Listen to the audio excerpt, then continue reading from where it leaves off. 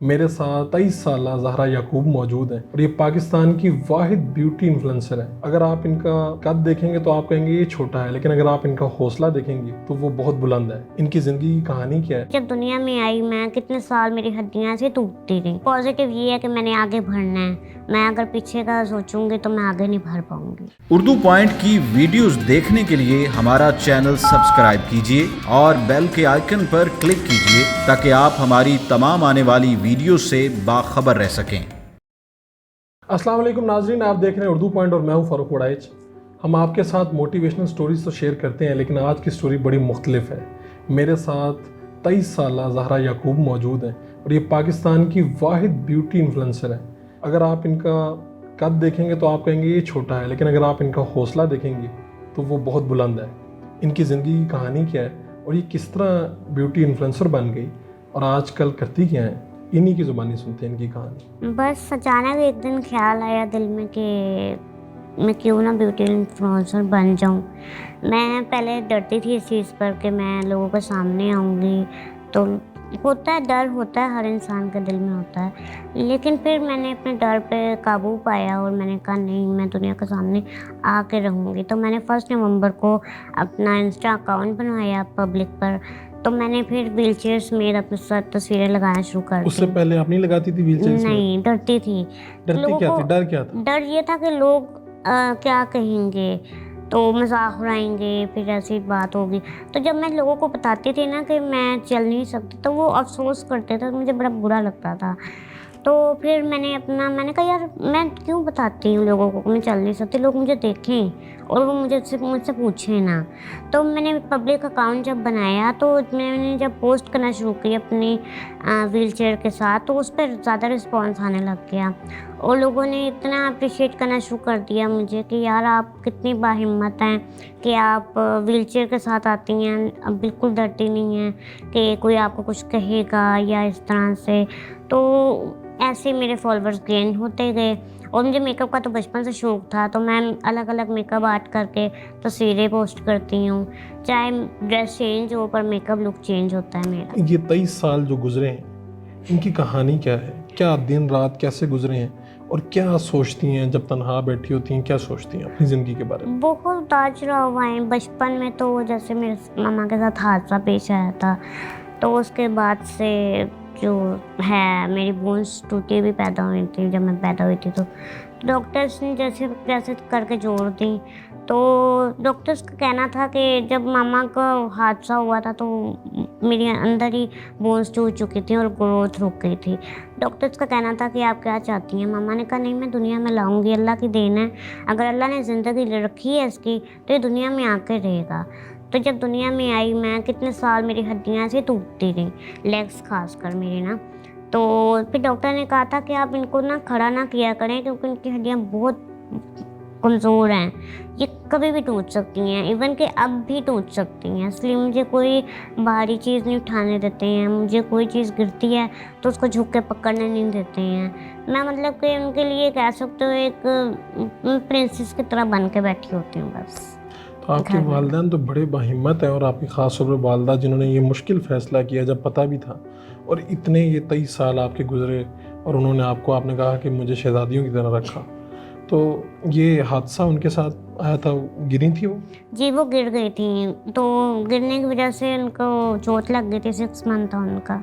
तो उस दौरान ही मेरी हड्डियाँ टूट चुकी थी। तो जब अकेले बैठी होती हैं तो क्या सोचती हैं ज़िंदगी के बारे में? ज़िंदगी के बारे में तो मैं बहुत कुछ सोचती हूँ, अच्छा भी सोचती हूँ और जो पास्ट मेरा गुजरा है उसके बारे में भी सोचती क्या हूँ। ख्याल आता है? नेगेटिव भी आते हैं, पॉजिटिव भी आते हैं। नेगेटिव क्या है और पॉजिटिव क्या है? नेगेटिव जो मेरे पास में जो मेरे साथ हुआ वो सब याद आता है, और पॉजिटिव ये है कि मैंने आगे बढ़ना है। मैं अगर पीछे का सोचूंगी तो मैं आगे नहीं बढ़ पाऊंगी। तो आपको तो मुख्तलिफ़ कंपनीज़ ने अप्रोच करना शुरू कर दिया, आपको पीआर पैकेज भेजने शुरू कर दिए। तो जब ये पहली मर्तबा ऐसा हुआ तो क्या फ़ील आई?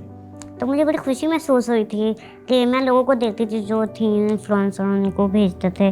तो मैं सोचती थी मुझे भी कभी आएगा पीआर। जब फर्स्ट टाइम आया था तो मैसेज, मुझे बड़ा खुशी हुई थी उनका। तो मैंने रिव्यू दिया था तो काफ़ी उनको पसंद आया था, फिर उन्होंने और भेजने लग गए मुझे।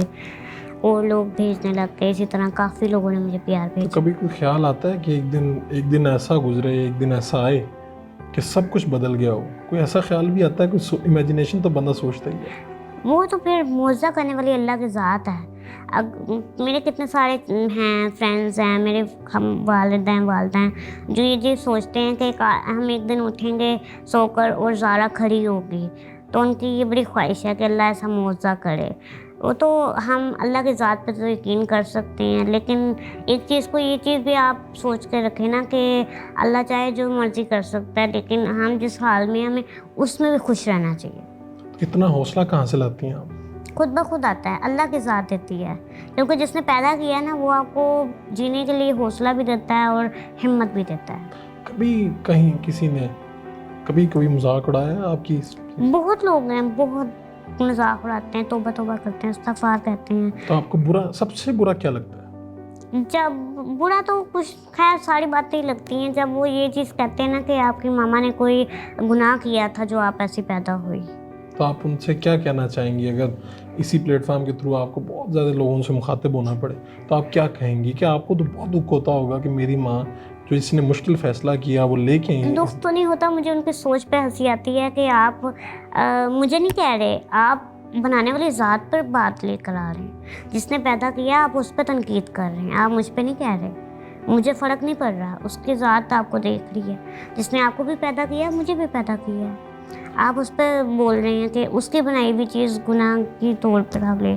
तो अब तो आपके इतने फॉलोअर्स हैं इंस्टा पे, आपके इंटरव्यूज़ हो रहे हैं, पॉपुलर हो रही हैं, अब क्या ख्वाहिश होती है और आप क्या देखती हैं जब अपने इंटरव्यूज़ और लोगों के कमेंट्स देखती हैं तो क्या दिल में शुक्र आता है? अदा करती हूँ अपने रब का कि अल्लाह पाक ने मुझे इतनी इज़्ज़त दी है, इतनी इज़्ज़त बख्शी है मुझे, तो मैं खुश होती हूँ। और मैं उन लड़कियों को कहना चाहूँगी जो इस चीज़ से डरती हैं कि हमें लोग क्या कहेंगे, तो मैं उनको इतने कहूँगी, अगर आप लोगों के पीछे लगकर ये सोचेंगी ना तो आप जिएंगे तो ज़रूर, लेकिन अपने दिल से नहीं जी सकेंगे, एक मजबूरी के तहत जी सकेंगी। अगर आप ये भूल जाएंगी ना कि लोग क्या कहेंगे तो आप खुशी से जीना सीख लेंगे। आपकी सबसे बड़ी ख्वाहिश क्या है? मोटिवेशनल स्पीकर बनना। किसको आप मोटिवेशनल स्पीकर को देखती हैं कि कहती हैं मैंने इन जैसा बनना है? एक हैं मुनीबा अंसारी। कोई एक बात जो आप सब लोगों से कहना चाहती हूँ, बहुत ज़्यादा लोग सामने बैठे हों तो उनसे क्या कहेंगी? मैं सबसे यही कहूँगी कि हम जैसे तीन है ना, एक नॉर्मल, एक डिसेबल और एक ख्वाजा सरा। उन जो नॉर्मल लोग हैं ना वो हम जैसे डिसेबल और जो ख्वाजा सरा है ना उनकी इज़्ज़त करें, उनकी रिस्पेक्ट करें, क्योंकि हमें अल्लाह पाक ने बनाया, उनको भी अल्लाह पाक ने बनाया है। तो अगर वो हमारी रिस्पेक्ट करेंगे ना तो हमें खुशी होगी, हम सर उठा कर जिएंगे और दुनिया को फेस करना हमारी हिम्मत बनेगी। अगर वो हमारे पे बोलेंगे तो ये उनके अमाल होंगे, क्योंकि नियत और अमाल अल्लाह पाक ने देखने, इसलिए अल्लाह पाक ने तीन तरह के लोग पैदा किए, वरना वो चाहता तो एक ही तरह के नॉर्मल लोगों को पैदा कर देता। आपका बहुत बहुत शुक्रिया।